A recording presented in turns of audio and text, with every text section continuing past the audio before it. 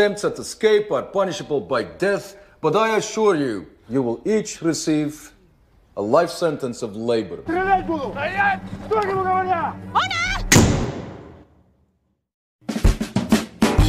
Halo Bro Bre, kembali lagi bersama gue ABC Movie. Kali ini kita akan ngebahas film yang berjudul Ashes in the Snow. Oke, sebelum kita ke alur ceritanya Bro Bre, jangan lupa tombol merahnya itu dirubah menjadi warna abu-abu dulu ya Bro Bre. Thank you Bro Bre, terima kasih banyak ya. Tanpa berbasa-basi panjang kali lebar kali tinggi sama dengan luas, kita langsung aja ke alur ceritanya Bro Bre. Let's go! Yeah!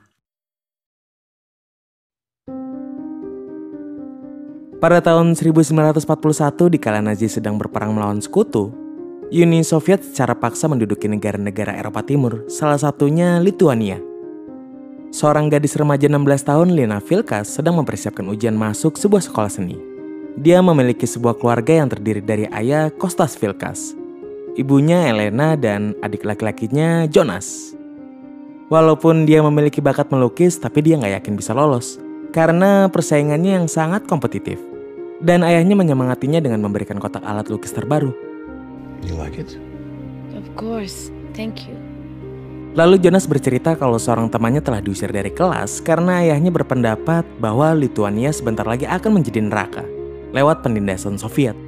Kemudian Kostas menekankan mengenai persepsi dan bagaimana anak-anaknya melihat fenomena itu. Sedangkan Elena menasihati anak-anaknya untuk bisa beradaptasi dengan perubahan kehidupan.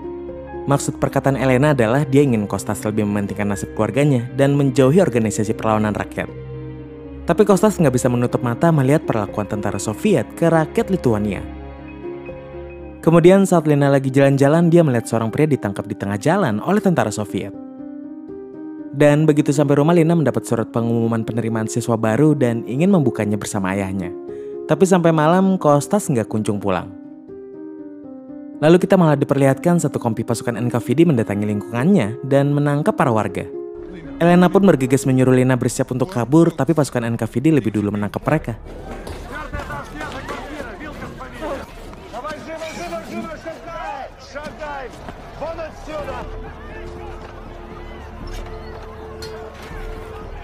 Dan seorang warga memberitahu kalau Kostas juga sudah tertangkap.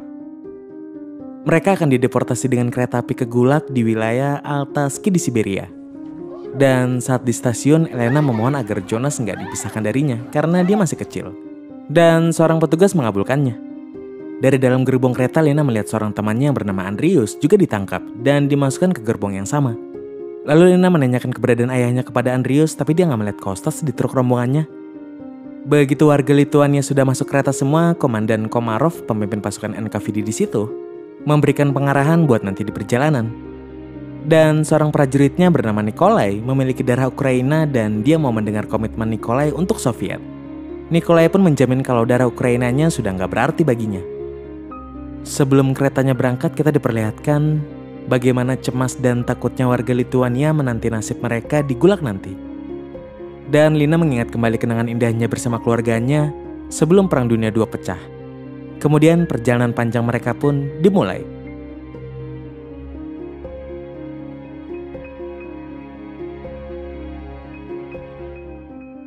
Dan di setiap wilayah yang mereka lewati, Lina selalu menggambarnya hingga menjadi sebuah peta. Seorang teman ayahnya mengagumi lukisan Lina dan berpesan untuk menggambar ketidakadilan yang mereka terima supaya seluruh dunia tahu. Di tengah perjalanan, seorang ibu bunda bernama Ona harus menerima kenyataan pahit bahwa bayinya meninggal dan dia nggak diperbolehkan menguburnya hingga sampai di Gulag. Ona juga terus memeluk dengan erat jasad bayinya, padahal aromanya sudah mengganggu warga yang lain. Akhirnya dengan terpaksa Lena membujuk Ona dan membuang jasad bayinya.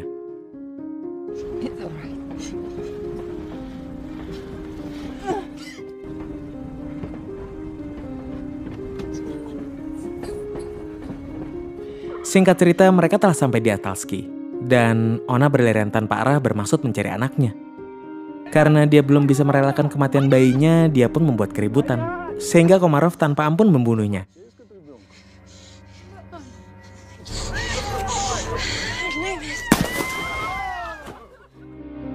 Setelah membersihkan diri, para warga dikumpulkan di Gulag dan secara serta-merta divonis bersalah atas pengkhianatan oleh Komarov dan dijatuhi hukuman kerja paksa seumur hidup. Tapi mereka bisa dapat pengurangan masa hukuman kalau bersedia menandatangani surat pengakuan. Warga juga diingatkan sama Elena bahwa mereka sama aja mengkhianati diri sendiri kalau menandatanganinya. Lalu Komarov menghukum mereka buat terus berdiri sampai matahari terbit dan mempersilahkan buat tanda tangan kapan aja. Beberapa warga ada yang gak kuat dan memilih tanda tangan.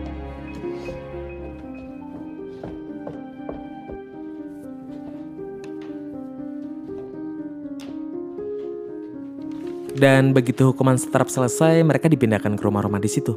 Dan gak pakai lama, mereka malah langsung disuruh bercocok tanam. Di tengah tugas mereka, seorang wanita memberitahu Lina kalau Andrius lagi ditahan karena ketahuan mencuri makanan. Dan sehabis bekerja, mereka akan dikasih sepotong roti sebagai upahnya. Lalu kita diperlihatkan kondisi Andrius di penjara. Dan saat Elena berniat menengoknya, dia dihalangi oleh para penjaga. Seorang penjaga juga menantang Nikolai buat membuktikan komitmennya terhadap Soviet. Dan Nikolai pun mengusir Lina dengan kasar. Menyadari kalau Elena bisa berbahasa Rusia, Komarov berniat merekrutnya. Sambil menunggu, Nikolai berpesan agar Elena mau menerimanya demi kebaikan anak-anaknya.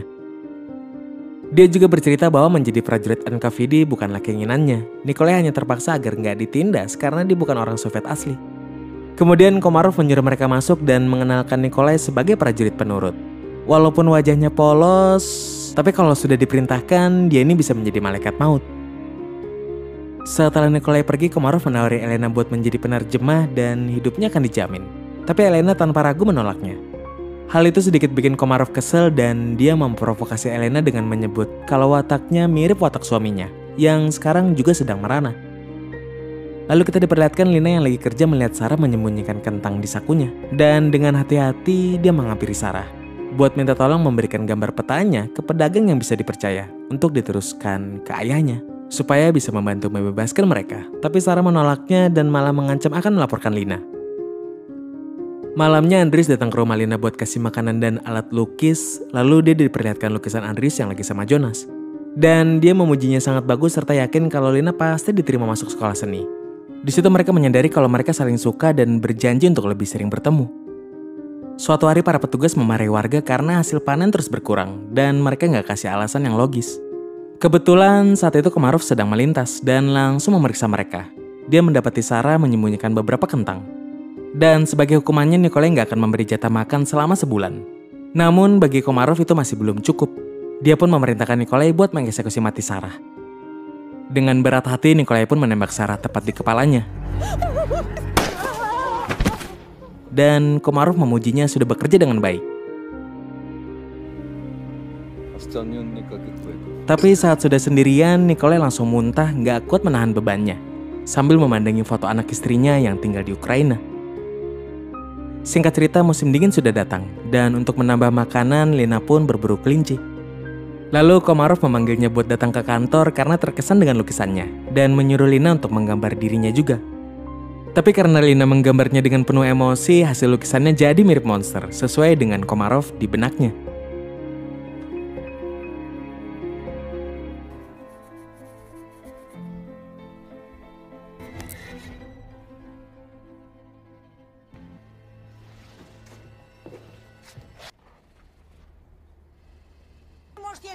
Karena membuat marah Komarov, rumah Lina digeledah oleh petugas dan lukisan-lukisannya dibakar semua.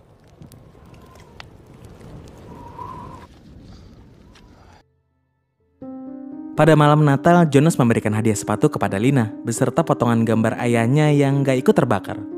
Kemudian dilanjutkan dengan perayaan kecil-kecilan bersama para warga Lituania. Dan saat semua orang udah pulang, Lina memanfaatkannya untuk melakukan romantis-romantisan sama Andrius. Kemudian kita diperlihatkan Nikolai datang ke rumah Elena buat mengabarkan kematian suaminya, yang dibunuh setelah ketahuan memalsukan dokumen agar orang Lituania bisa kabur ke luar negeri. Kematian Kostas malah dimanfaatkan oleh Nikolai untuk merayu Elena, tapi Elena menolaknya mentah-mentah sambil menangis sedih. Setelah itu Nikolai pergi dari sana dengan muram, dan ketika melintas di depan kantor, seorang petugas NKVD merendahkannya karena berbeda etnis. Nggak terima direndahkan terus-menerus, Nikolai pun lepas kendali dan menghajar petugas itu sampai babak belur.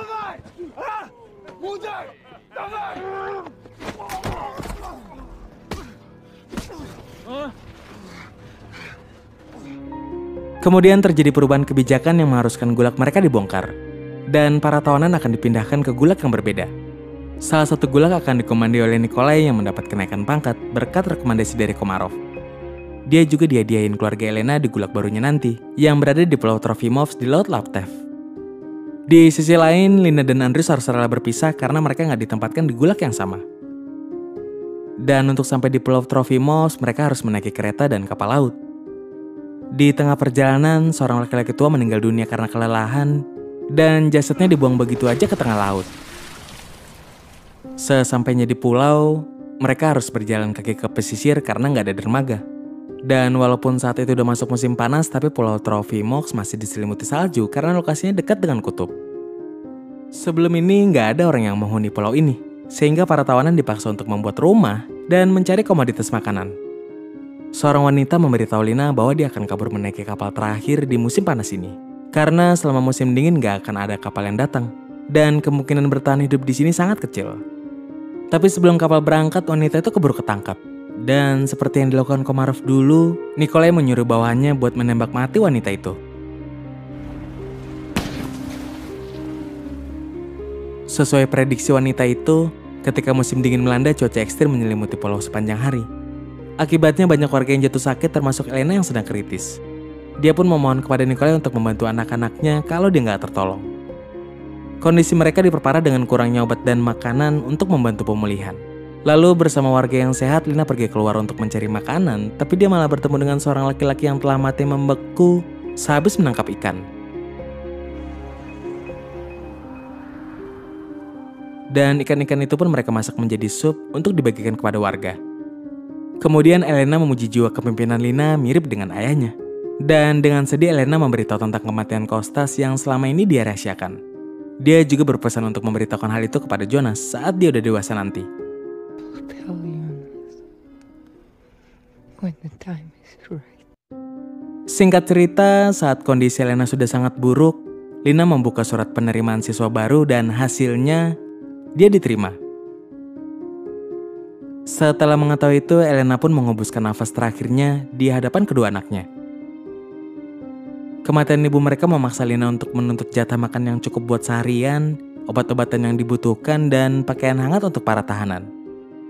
Tapi Nikolai malah marah dan hampir mengkasari Lina sebelum dia tercengang ketika mengetahui Elena udah nggak ada.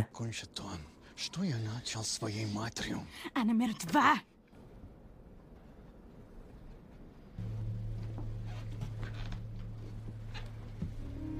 Lalu Lina pergi dan meninggalkan karikatur Nikolai sambil berucap kalau dia melihat perlakuan Nikolai selama ini. Dan untuk menghormati permintaan terakhir Elena, Nikolai yang diliputi rasa bersalah memberi Lina dan Jonas amnesti sebelum melakukan bunuh diri.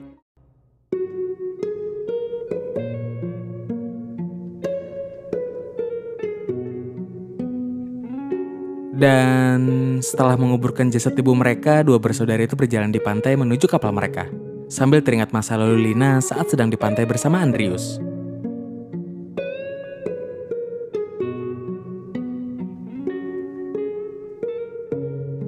Di akhir film, kita diberitahu bahwa selama periode 1930 sampai 1950, jutaan orang gak bersalah diasingkan ke Siberia oleh Joseph Stalin dan rezim Soviet. Dan mereka yang selamat melakukan perjuangan selama setengah abad untuk mendapatkan kembali kemerdekaan negara mereka setelah meruntuhkan rezim Iron Curtain.